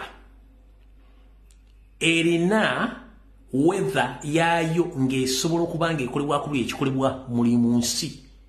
Africa tetulina simanyi winter tebiriyo. Ekyokubiri, Africa ye continent buli wooteeka omutwe nga waliwo omuzungu kyetaaga mu bulamu bwa bulijjo era babejjayo babitwala ewaabwe. Kati gwe ekikutwala ng'ogenda ow'ompuupuguma kubanga bano bakulembeza bali mu Africa okuli Museveni baba obuyinza okutta n'okuwamba nga teri agenda bakoonako. Yensonga lwaki Museveni akomitinze genocide mu East and Central Africa, nobody is thinking about him kubanga akyakolera magulu meeru. Nkuddizayo akatambi bino mbyogera n'obujulizi kwebuli. Okuva mu 1996 Museveni ajjatta abantu teri amwogerako. N'agenda mu regimes ez'amini ng'ajja akola atrocities teri amwogerako. N'atuka okugenda mu nsiko mu 18 n'asaddaka Abaganda nkiddamu n'asaddaka Abaganda akakadde kamu n'omusobyo babagamba 5,000 bankaaga Abaganda baafa million plus kubanga olutalo olwaleeta Museveni terwayindira mu kitundu kirala kya Uganda. And this is to remind all Ugandans, Museveni slaughtered 1 million of Baganda people during the guerrilla war of 1980 up to 1986. No one brought him to courts of law. No one brought him to the courts of law. Chovola waliwo kintu kya Luwero Triangle. Luwero Triangle kye kitundu omwayindira entalo ezo. Kiri mu Buganda. Kyonna nga mukimanyi kye bayita Buganda. Mukono, Kayunga, Kapeeka, Semoto, Masulita, Mubende, Mitiana, Gomba, tugenzeyo Masaka, Lakayi, Pigi, Sembabule, Gomba, Wakiso, Mukono, Ntebe, byonna ku bizinga by'Essese yonna eyo gye battira akakadde k'Abaganda. Teri yamuleetako mu bitabo byakumuvunaana. This is the reality. Ne tugenda awo bw'amala awo n'ayagala ate abaamulwanira entalo Abaganda n'abateekamu bwe babagamba nti banoonya babbi bwe bateekerawo Wembule eyo tusooke tusikeko Wembule tugiteeka awo n'akwata emuntu n'azuwa omugenzi Frederick Rejema n'agenda e Rwanda n'atwala almost ku Baganda bagenda e Rwanda kwaliko 40% abagenda okulwana entalo okulwana Rwanda ne basaddaka akakadde kamu n'ekitundu ak'abantu babagamba akakadde kamu n'ekitundu ak'abantu. Emirambo ne mu Victoria gikyalimu teri yamuleeta ku bitabo kumuteeka mu kooti mu 1994 teri yamuvunaana. Agenze Congo abasi, agenze Sudani abasi, agenze Somalia abasi, agenze Congo Brazzaville, nobody ayamuvunaana emisango egyo nakati akyatta. Najja akuleetera Wembule, Operation Wembule. Operation Wembule teyali ababbi. Operation Wembule yali akujjamu abo bonna abaana abaali bakuba emmundu mu Lwero. Awe bagamba nti baali babbi abamu baali tebafunye mugabo gwe balina okufuna after olutalo.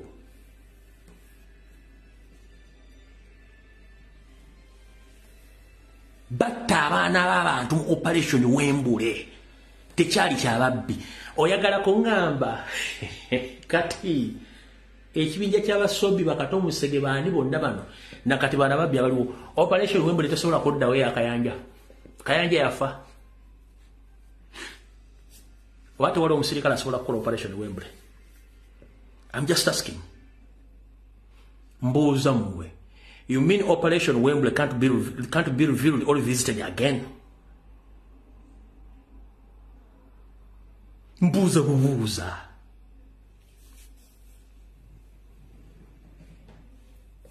Crime rate eri mu Kampala mu Buganda. Oyagala kungamba nti Operation Wembule tesobola to be retrieved or to be visited again?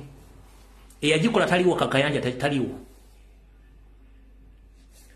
Luli tewaliwo media era nga tolewo BS mati ngenda babba. Kati baje ne ku media batula nze sineke tumukuba tali atukwatira nsawo. Nze sobi tukwata akabadia tutunga abantu bwe tubanga tunda kye twagadde. Emmondo tuzimanyi kituba twagala tukifuna. Weyagala kuba Operation demwe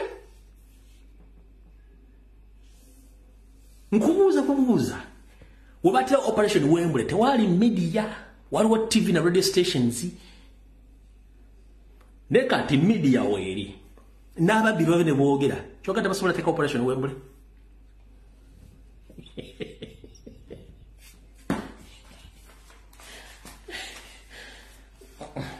Bannayuganda munnyumira.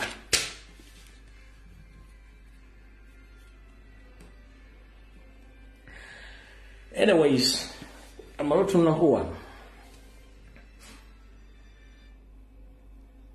Amalotu nnakuwa no katono nnyo.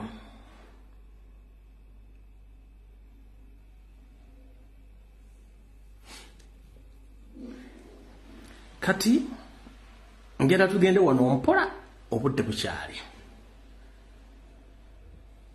Obudde bukyali. DDG, Daily Drinking General. How are you doing? Kansulate oli bulungi. Nategeddeko nti mwatuddeko n'ekitaawo Yoseeri ne mugamba akasajja katu expose nze era tukanoonyeza bute bwe tukakwata kalemye tusipeedize ssente nyingi nnyo kaganye tunoonyeza abalikinga information abamu batubuze kati ngenda bagamba temwina gwe musobola kukwata ku information linking, it is impossible. Kati kantegeze public wotwogeredde essaawa zino Yoseeri ne banne mabire byange mbyogera ng'olw'e mmalire okukola ripooti yange. Museveni nakoze ripooti mukulu kankutegeeza.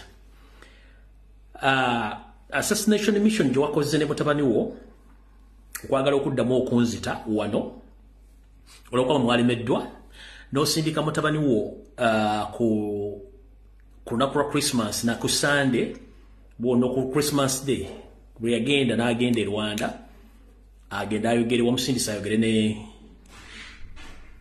Pilato akozesa ku tiimu ye gyakozesa okujja abantu be ejje noonyerumbuye namazedde okukola ripooti oba obuyinza eyo nagi ripooti nze dda era buli kimu kimanyikiddwa nti bala omuntu yenna yeesaaza era ng'alimu bajja mmukwata kati ekyo kyombagambye kino nakigemeddewo naye njala kugamba mukulu bwe mbanga nkola propaganda all along why are you looking for me onoonyeza ki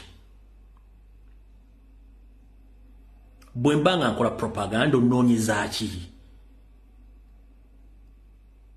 deploys abantu ku social media to abuse, to blackmail me, to blackmail Bobby Wine, even to kill Bobby Wine.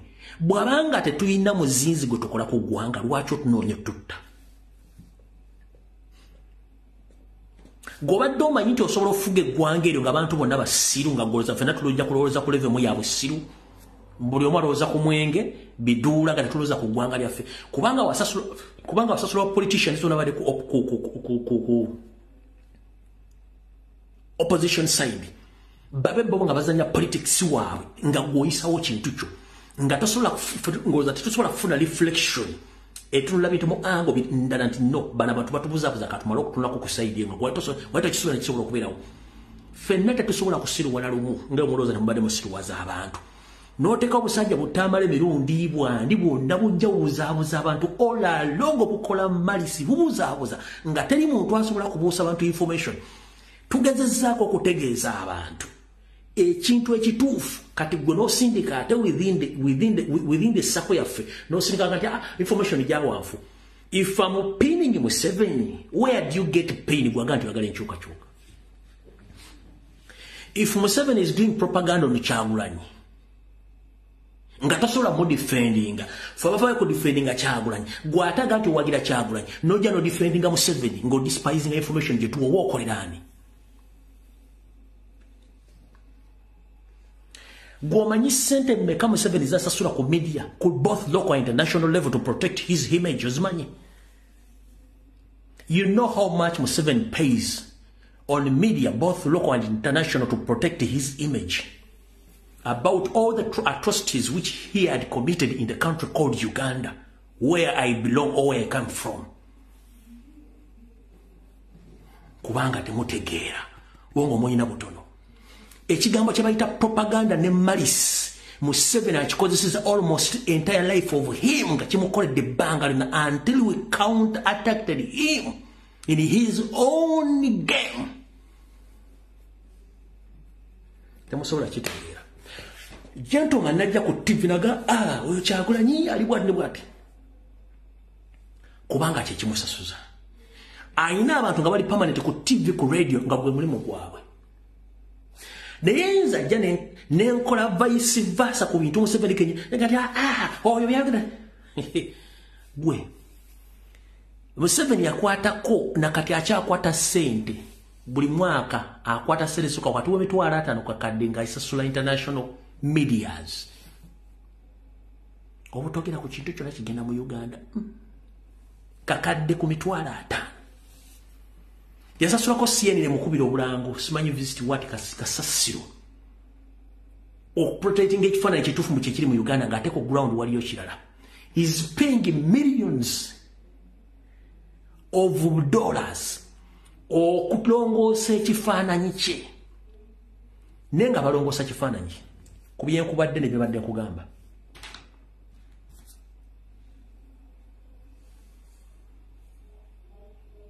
Kifaananyi kikyatereeza.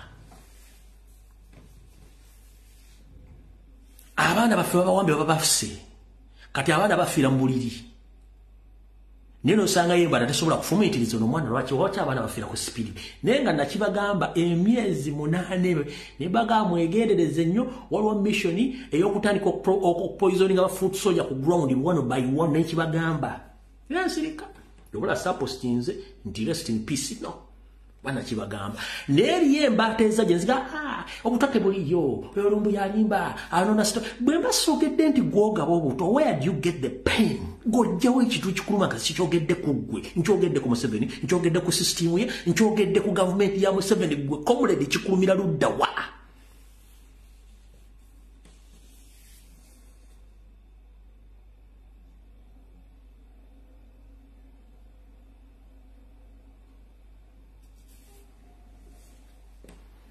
Cut right now. Nze ndi stateless. Nkyayimiridde ku mazima njogera amazima. Nosanga yengala bingeri kulumbu yevuma ku social media nogala banno. Oba atege singa abadde amanyi. Yandibadde akeera kunsabira busabizi. Singa abadde amanyi.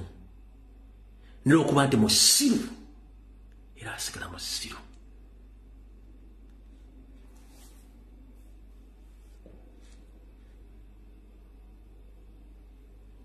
Nobatuna na musoni gakulu kati huyo ewe babyamulemye yasindise mutabani wegenda wani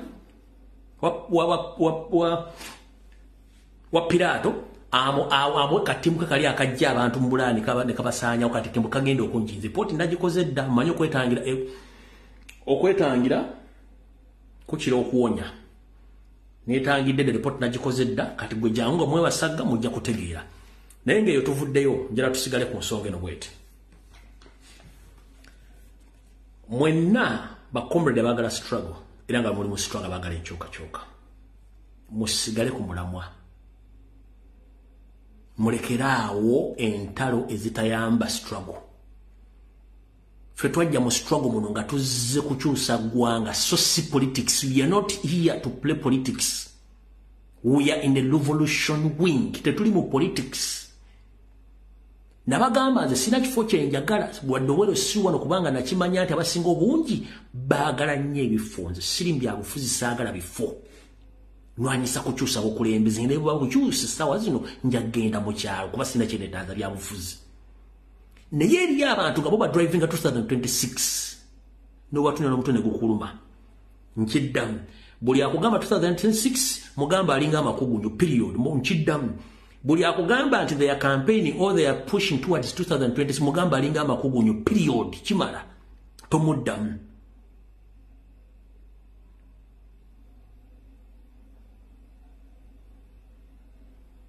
ezo strategies emukola ne structures ziri political lwaki temuzikola nga Museveni bwe yazikozesa n'agenda n'akola the other way of the story ugaita sola kola structures ziri political.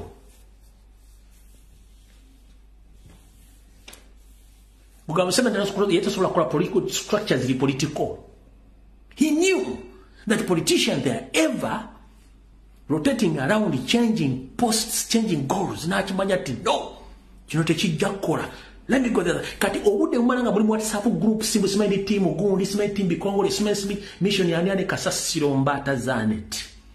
Buli awoza simanyi 2026 mugamba alinga amakugunyu. Kino ze kyogedde lumbuye.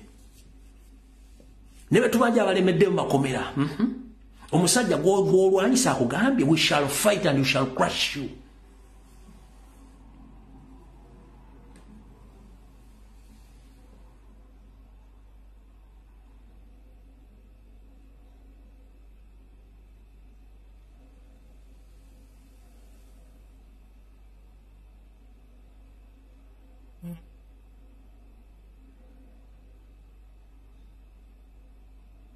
ononya passport odduke gwangolirekerani yes embeera mbi tukimeti embeera mbi nembe siwe nsogirekerani Obuganda busaanawo akasajja kali wali mengo ketola ku buli mukolo kate kawula ku mukolo kalinga soda abaganda abaali abakambo mwaddaludda wa embuga zisaanawo mutundwa abaganda beddango oyo musajja singa bamujjawo ddanga n'omuto bagunyika dda mu nnyanga ettanda nga taliiwo muli awo mukanula maaso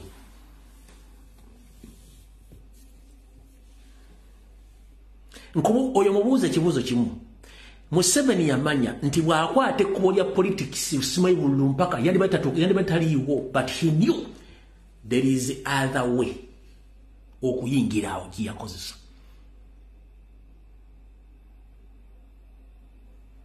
ne mwenda muta nze ngenda kwesimba mundabiranga ddala 226 nze nzijeguna Museveni yagezaako bya politics naga politics bya yanga constitution kwa options nyingi nemwe ndamuloleza mu ka box kam ngenda kwesimba ka staff kwa kansala bugenda kuyamba kinga abafuge gwanga siba nansi bugenda kuyamba kinga constitution bagikyusange bikoyi bugenda kuyamba ki nga ensimbi z'omuwowo omusolozi zimbe ensendala zigenda kuyamba kinga amalwaliro bagalya zigenda kuyamba kinga ensi weyimiridde ku timing bomb nga bakyasobola okusasula omuntu ajje yeyambule ku social media gwemu ensa zikuyamba kinga amateeka gakola ku bantu bamu nga bamu tegabakolako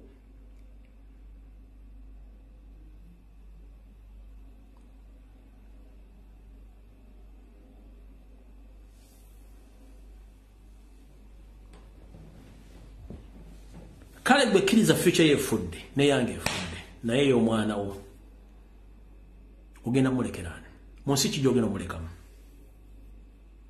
fetwakiriza bakitaffe zaafa kubanga they fail to act or to talk ezaffe we accepted zifudde but actively we decided to talk about the national issues. Don't divert people. All the national matters tebazogera gundi no yalidde gundi gundi yasinga akabina gundi yasinga bere gundi yasinga makeup gundi kati yalina gundi agobagana nono ono njagala abali Dubai mumbulireyo Dubai kambo choko kulabirako social media ze Dubai muzima ine TV mumuli kasasira ali Uganda ngabira ku TV ze Dubai obezo mu America obeze Kenya nze followinga social media platforms ensi yonna kasasiro kachichya yenna ali ku TV ne ba producer ne ba editors abali ku TV ze Uganda bonna nkwale abantu bali mu Europe banansi batandise okwekalakaasa olwa illegal migrants ne ba refugee babagaba buli omwadde waabwe ba migrants bafugirwa mmwe ate kati baba forcing muve mu nsi z'omugende Bulaya niyo musanga ali mu kiyumba azimbiza amatama ng'embaata enya sumu ku kyoto ayo kya kyagulanyi n'omulo abanno teyasenyeza mannyo ali mu uniform y'endogoyi mwali mwakolera avuma Kyagulanyi nenga tamai ne contract between Saudi Arabia ne Uganda genda kugwa mutika muzize Kampala which is ojja kuboza mulayini nga tukyana kumanya ensi zigo abantu batali banansi bafulume ensi zaazo n'abafune ku buyambi bw'omunsi zaabwe muri wano buli mukwepicha bwepicha the moment kasitense bera mu ideology y'okunywa omwenge n'okwepicha n'ebivulu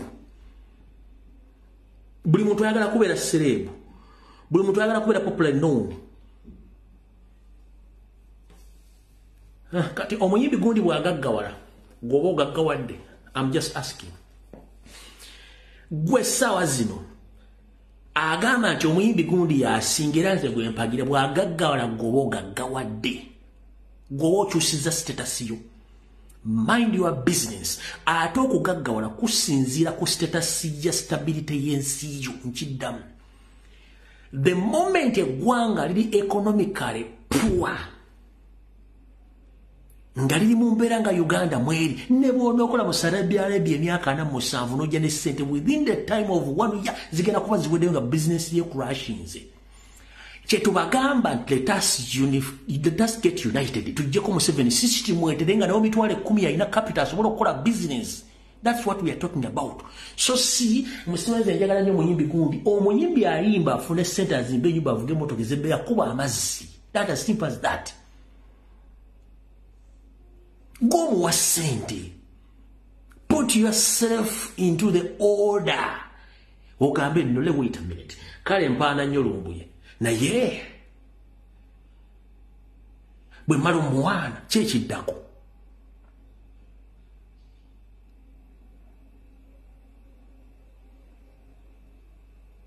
Tetugenda kwogera ku Kyagulanyi omulimu gwagukoze. Abalaze ensi bwetambula bw'erina okuweera naye yajjambya obufuzi ng'alina ssente ze. Naye kate ggwe gwe batwala ku muddo okulya ogenda owalira naye ng'olweggulo ogwegenda okukoma ng'obwegedde okuba empiiyi ozza obwenkulumu. Tukubuuza gwe entegera ye erina nnaku ki?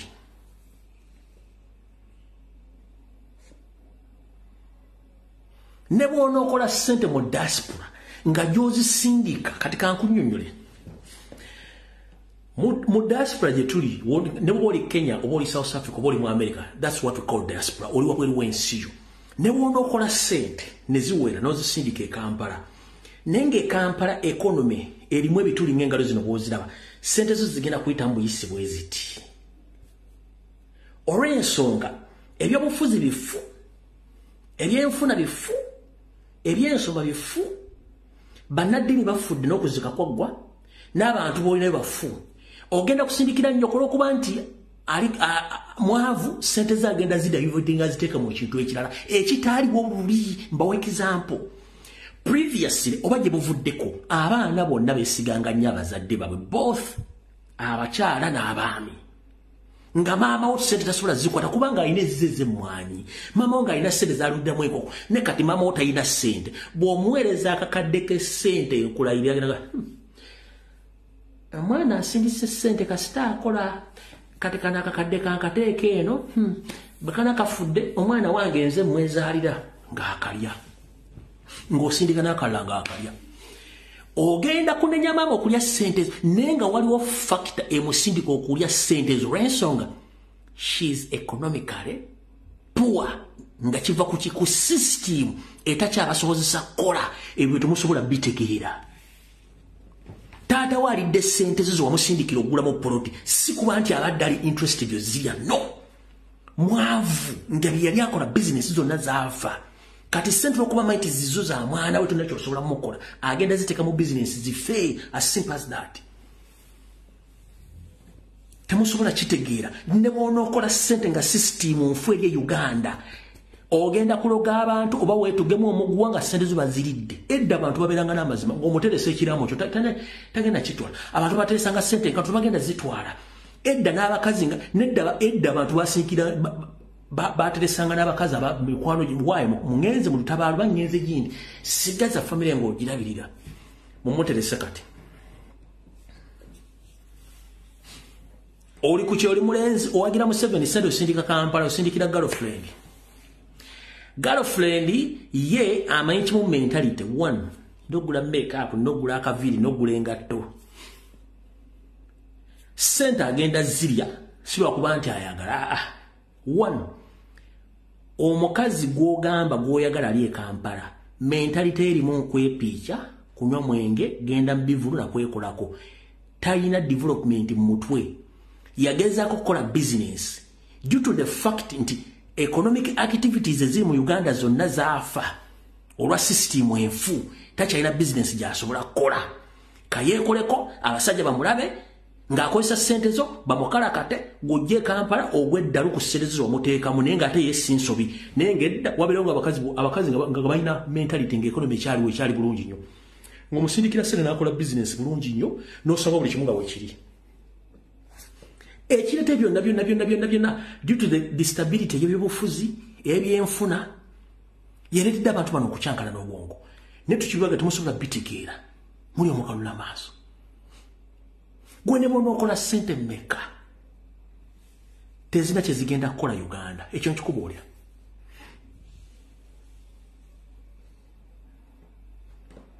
kubanga embeera eriyo nfu nteeketeeke bagibateekedde njera kubuuza wano omusajja Idi Amin Dada n'abakulembeze abayitako kale basetinga eggwanga Uganda ne bagamba ekituufu kiri nti gavumenti erina okusuubula mu kusuubula kuno gavumenti n'eteeka ebitongole nga bikolwa mu bannayuganda abali both skilled and non-skilled bwe ngamba skilled and non-skilled bantegeeza ki omuntu ali skilled ye muntu asomyeko nga nekyakola akimanyi ali unskilled ye muntu atasomyeko naye ng'alina omulimu gw'asobola okukola abantu bonna bafunanga emirimu bwe bafunanga emirimu mu bitongole bya gavumenti bye nabasomera ne biyitirivu ennyo gavumenti yabawanga emirimu ne bakola one gavumenti ne bajjangako omusolo ku ssente ze bafuna neziza mu system neekuliyetinga emirimu emirala gavumenti yabaterekeranga ssente zo mu NNSSF nti bakaddiwa ejjayo ssente zaabwe nezibaddiza mu bukadde ne beeyamba kati Museveni kiyajja ye n'ajjawo pulogulaamu zino zonna bizinesi za gavumenti n'azijjawo zonna n'akuliyetinga vacuum oba omuwaatu omunene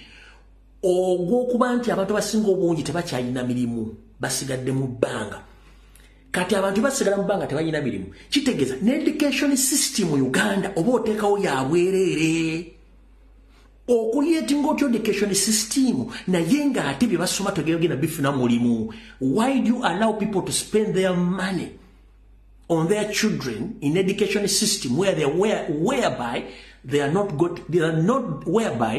they were not going to get any kind of job in their country bagenda funa mulimu kyandibadde nti bw'oteekawo education system abaana ne basoma omwana bw'asoma n'afuna degree nti yagifunye mu procurement agenda funa omulimu mu company eri established ng'ali mu procurement department nti omwana bw'asoma omulimu nga gwabusomesa already agenda kubeera nga ali qualified okusomesa mu ssomero lyonna eriri mu Uganda oba mu East Africa tekiriiwo kati osomesa omwana agenda kukola mulimu ki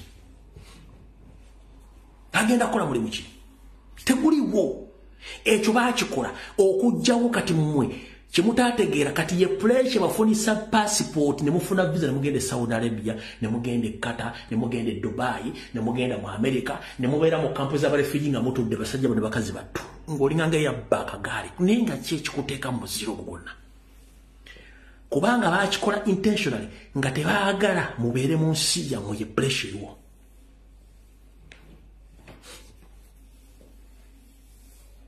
goma imbwe kiruma okusomesa omwana okuva ku nassale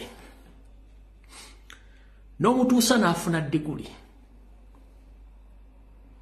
n'anoonya omulimu ne gubula mukazi wattu gyayitire mu kwetaasa n'afuna olubuto n'azaala bwana abukuleetera awo the same applies to boys n'ayingira asatu nga talina mulimu n'abeera awo kati n'ekizibu ekiriwo nti abaana ennaku zino batta abazadde kubanga bala abazadde bamalira obudde baagala kweyambisa bintu bye bazadde kubeerawo which is wrong edda abazadde baweereranga abaana nga sure deal emirimu wegiri in fact let me tell you this kababuli ekiro abantu okugenda e Bulaaya it was option it was just a choice not by force nga nfundikira during Amin's regime abantu bagendanga ebweru ng'ekibatwala either kulambula kusanyuka kukolya ssente zaabwe obanga munnabyabufuzi bamunoonya that is it so sigenda kunoonya kigulira magala ddira mbuuza lwaki bakitaffe ne bajjajjaffe balinanga mwanyi balinga balunzi nga tekimwetaagisa kufuna passport nga talina kyajagaza yaki nga kyagazaki ngombuza passport yaki alagira uddawa feda utwakona twawulira ebirango bibalanga ku TV ne ku radio nga abasuubuzi bano ba General Party babye muka bagenda okusubula Dubai Hurora Ankoko bwe bulango babiranga ku radio Uganda Hurora Thailand Hurora Hancock nga ne Dubai tebannajogera ko in fact Thailand kulola anko maybe nga bagenda just kusuubula kati buli mu afuna passport kubanga kino bakibatekera temusobola kitegeera naye afunye chance okugenda nolaba kensinga bwefaanana ate gwosinga okwasamirira ku social media ng'ovuma Kyagulanyi ate nga buli kimu kisoboka musazi lumbale muliza CBS fetwaliza Radio Uganda Matalisi ng'ensi ze basoma abanauganda gye bagenda okusuubula Thailand wulola ankoko Japan nga ne Dubai teriwo tubajongera nako tubajongera nga okufuna passport just option teri ayagala kufuluma naye kati it is a must.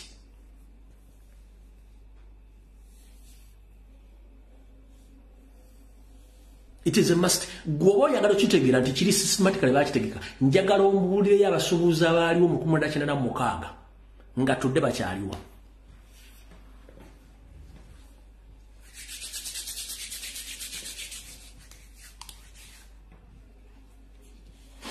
Nze mmanyiko omujja mubawa. Balinga babiri. Be mmanyiko kati physical abaliwo. Kuliko Kirumira Bagale. Akyaliwo. Kuliko wava munno akyaliwo wamunyonyogera. Bemmanyiko be namanyako. General Patso bayafa musajja lwa yika Windows. General Patso bayafa. Abasajja basobola okulaba ku TV. Bani abalaawo. Nekati yite Kampala osanga bano bayanga asime bani baduleke simeduleka ani basimetu lyomanzi tutware mana bani bali mukusula kola business ninga obabuza from nowhere temene bagenda kujja sente. Temene obuza sente bazijja luddawo. Abasajja betuyita bali batambuza business mu where they know where to be seen.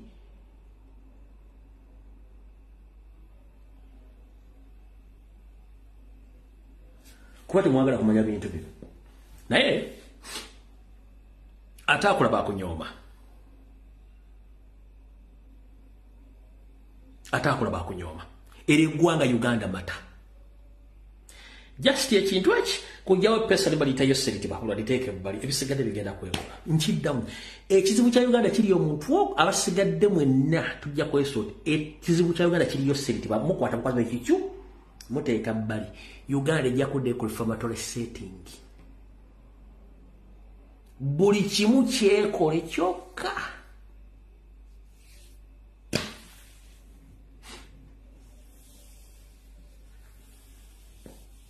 Buli kimu kyekole kyokka. Politics aterere, economy eterere, ebyobusuubuzi biterere, security eterere, obwakabaka buterere, buli kimu kiterere na buli kimu kiterere. Ne bannaddiini badde mu reformatory setting batandika okusomesa ebintu bituufu. Naye ng'ono akyaliwo.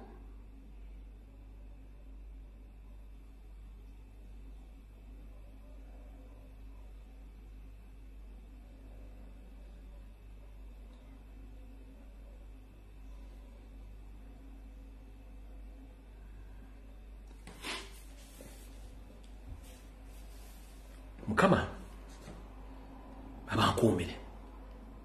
Tusinkane ku lunaku Lwokutaano. Bwana abasiimye. For God and my country. Mweraba.